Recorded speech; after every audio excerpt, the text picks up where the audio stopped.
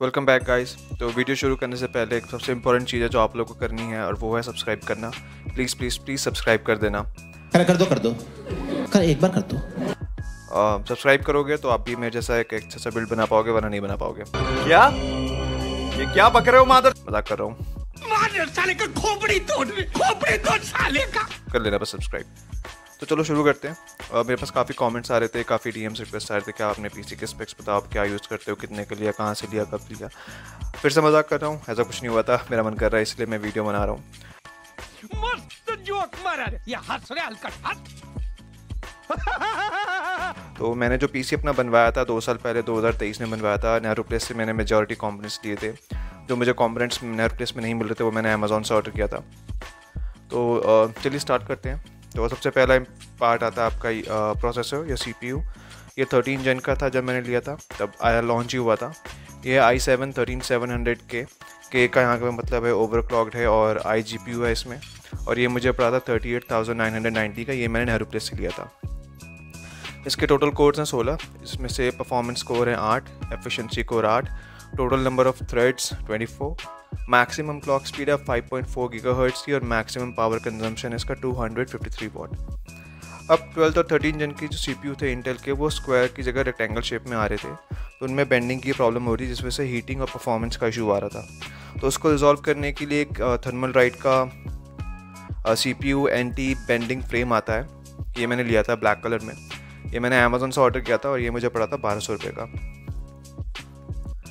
तो अगला कंपोनेंट है आपका AIO या फिर लिक्विड कूलर। वो मैं यूज़ कर रहा हूँ NZXT का Kraken X73 black with RGB 360 mm के फैंस है। 3 फैंस है 120 mm ईच और इसके डिस्प्ले में इन्फिनिटी रिंग्स लगी हुई है। ये मैंने नेहरू प्लेस से लिया था और ये मुझे पड़ा 18,990 रुपये का। अगला कंपोनेंट है रैम मैं यूज़ कर रहा हूँ 32 GB कॉर्सर का डोमिनेटर प्लैटिनम। ये है 3200 मेगाहर्ट्ज़ पे क्लॉक्ड है। 16 GB के 2 स्टिक्स हैं और DDR4 है CL16। नेहरू प्लेस से लिया था 11,990 रुपये का। रैम के बाद बारी आती है आपकी GPU की। बहुत इंपॉर्टेंट है अगर आप गेमिंग करते हो, रेंडरिंग करते हो। तो GPU मैं यूज़ कर रहा हूँ NVIDIA का 4070 Ti ROG Strix OC 12G। इसमें जो मेमोरी है वो है GDDR6X 12 GB मेमोरी के साथ। ओवरक्लॉक्ड वर्जन है, DLSS 3 सपोर्ट करता है। NVIDIA के CUDA कोर हैं 7680। मैक्सिमम क्लॉक स्पीड है 2.61 गीगाहर्ट्ज़। एडा लवलेस आर्किटेक्चर पर बेस है और टोटल पावर कंजम्पशन है 285 वॉट का। ये मुझे आफ्टर डिस्काउंट पड़ा था 1,06,000 का उस समय। तो GPU के बाद बारी आती है SSD की। SSD में मैं यूज़ कर रहा हूँ सैमसंग का 1 TB 990 Pro Gen 4 NVMe M.2 जिसकी रीड स्पीड है up to 7450 MB/s। Write speed है 6900 MB/s और ये मुझे पड़ा था 12,990 रुपये का। ये भी मैंने नेहरू प्लेस से लिया था। अभी सारे कंपोनेंट्स को लगाने के लिए मदरबोर्ड चाहिए, तो मदरबोर्ड में यूज़ कर रहा हूँ, एक सेकेंड, मदरबोर्ड में यूज़ कर रहा हूँ MSI का Z790 टोमाहॉक वाईफाई DDR4 में। ये मुझे पड़ा 30,990 रुपये का। ये भी मैंने नेहरू प्लेस से लिया है।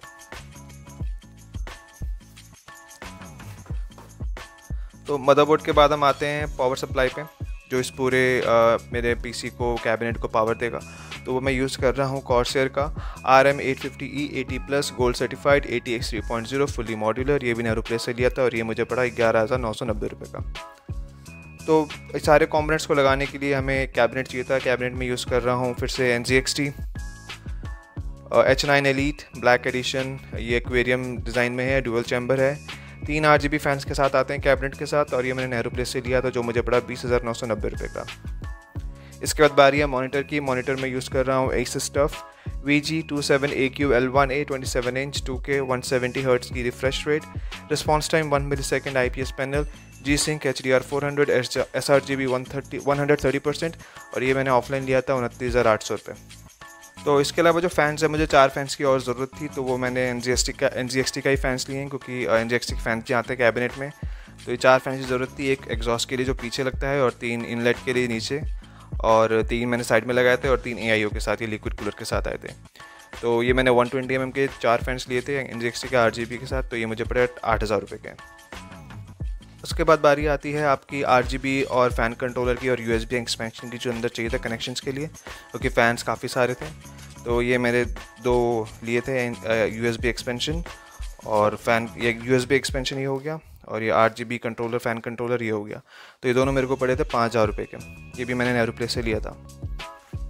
तो ये सारे कंपोनेंट्स की बात थी। अब एक्सेसरीज़ की बात करते हैं। तो एक्सेसरीज़ में मैं कीबोर्ड जो यूज़ कर रहा हूँ वो यूज़ कर रहा हूँ रेजर का black window V3 Pro। Full keyboard है, वायरलेस है, वायर्ड, दोनों ऑप्शन अवेलेबल हैं, दोनों ही आप कर सकते हो। अब मैकेनिकल कीबोर्ड है, ग्रीन स्विच के साथ आता है। ये मैंने अमेज़ॉन से लिया था 13,500 रुपये का। माउस भी मैं रेजर का यूज़ कर रहा हूँ, बेसिल एक्स V3 Pro। ये भी मैंने अमेज़ॉन से ऑर्डर किया था। ये वायर्ड वायरलेस दोनों हैं और इसकी जो मेरे को कॉस्टिंग आई थी 12,500 रुपये आई थी, अमेज़ॉन से लिया था। हेडफोन भी मैं razor black shark V2 use कर रहा हूँ। ये मैंने अमेज़ॉन से ऑर्डर किया था और ये मुझे पड़ा था 7,500 रुपये का। इसके बाद मैंने एक वेब कैम भी लिया है। वेब कैम मैं यूज़ कर रहा हूँ लॉजिटेक का Brio 100। ये फुल HD 1080 पिक्सल पर रिकॉर्ड करता है। इसमें बिल्ट इन माइक्रोफोन भी है और ये 3,000 रुपये का मेरे को पड़ा था। ये मैंने स्विगी इंस्टामार्ट से ऑर्डर किया था। एक आखिरी पार्ट रह रहा है, वो है UPS, जो बहुत इंपॉर्टेंट होता है। तो ये मेरा काफ़ी हाई एंड PC है, तो ये पावर कंजम्पशन भी ज़्यादा करता है, तो उस हिसाब से मेरे को UPS भी चाहिए था। तो एक ही UPS था जो ये पावर सपोर्ट कर पाता, 850 वाट्स वो है। एक सेकंड मैं इसको हटा लेता हूँ ताकि थोड़ी जगह बन जाए रखने की यहाँ पे।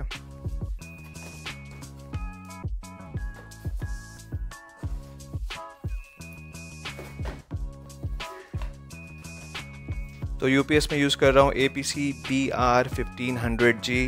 ये 865 वाट्स तक हैंडल कर सकता है। ये मैंने अमेज़ॉन से ऑर्डर किया था और ये मुझे पड़ा था 17,300 रुपये का। तो सिर्फ अगर मैं अपने कैबिनेट की बात करूँ, सिर्फ PC की, तो वो मुझे पड़ा था 2,63,000 रुपये का विदाउट CPU फ्रेम। और अगर मैं मॉनिटर के साथ बात करूँ, CPU फ्रेम के साथ बात करूँ, तो वो मेरे को पड़ा था 2,94,000 रुपये का। और मैं पूरे accessories, UPS, keyboard, mouse, headphones के सब मिला के बात करूँ, तो ये मेरी जो टोटल खर्चा हुआ था, ये हुआ था 3,47,800 रुपीज़। तो लगभग 3.5 लाख के आसपास का ये सिस्टम मैंने बिल्ड किया है, UPS, कीबोर्ड, माउस सब मिला कर। तो ठीक है, बाकी आप देखो कि ये दिखता कैसा है। मिलेंगे अगले वीडियो में और सब्सक्राइब किए बिना मत जाना। Bye bye. तो ये है मेरा कीबोर्ड रेजर का, ये माउस, PC कुछ मेरा ऐसा दिखता है, मैंने ऐसे डिज़ाइन कर रखा है। यही लाइटिंग की सेटिंग है। ये है मॉनिटर। और एक चीज़ मैं दिखाता हूँ, ये AI है ऊपर लगा हुआ, उसके फैन से आपको इसके पाइप दिख रहे होंगे। ये NZXT का ये डिस्प्ले, ये पाइप जो है वो ऐसे जा रही है। यूजुअली लोग पाइप को इस तरह से लगाते हैं, ऐसे जाती है, पर उससे क्या होता है ना, ये रैम है ना, इसका थोड़ा सा व्यू ब्लॉक हो जाता है। तो मैंने उनसे पूछा था जो PC असेंबल कर रहे थे मेरा, कि अगर ये ऐसे घूम के जा सके तो इससे कोई ब्लॉक नहीं होगा रैम का व्यू जो RGB है। तो उन्होंने ऐसे लगा दिया। पॉसिबल था क्योंकि कैबिनेट बड़ा था, जगह थी, और ये पाइप भी फिट हो गई थी, छोटी नहीं पड़ रही थी पाइप, वरना छोटी पड़ने का डर होता है और जगह की कमी होती है। ये 2 मेन कंसर्न थे। दूसरा, GPU देखो,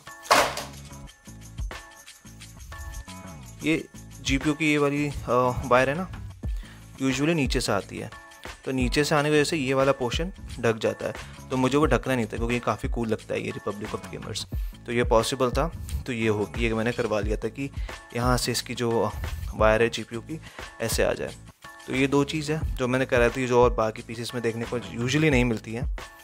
अभी मेरे ख्याल से NZXT है, लिएनली, जो इनके लिक्विड कूलर्स आ रहे हैं, वो उनके पाइप यहाँ डिस्प्ले के ना यहाँ से चले जाते हैं, तो इतना हैसल नहीं होता और इतना कुछ ब्लॉक वगैरह नहीं होता और काफ़ी क्लीन लुक आता है। तो ये है मेरा PC।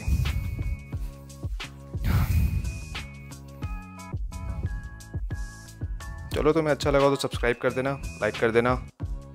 अगली वीडियो में मिलेंगे। Bye bye.